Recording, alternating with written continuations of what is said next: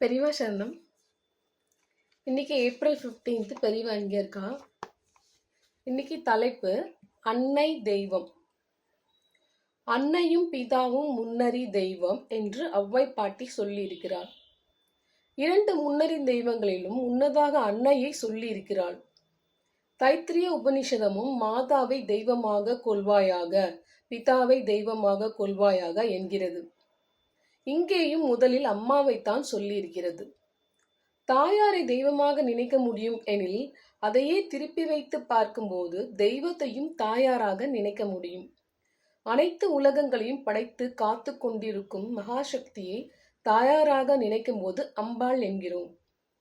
எல்லாமாக ஆகிய இருக்கும் பரமாத்மா நாம் எப்படி நினைத்தாலும் அப்படி வந்து அருள் செய்கிறது. எந்த உருவத்தில் தியானித்தாலும் அதே உருவத்தில் வந்து அனுகிரகம் செய்யும் கருணை பரமாத்மாவுக்கு உண்டு. அப்படி சாக்ஷாத் பரபிரம்மே தாயாகி அம்பிகையாக இருந்து கொண்டு நமக்கு அனுகிரகம் செய்ய வேண்டும் என்று நாம் பிரார்த்தித்தால் அவ்விதமே வருகிறது. பெரியவா சரணம். தேங்க்யூ.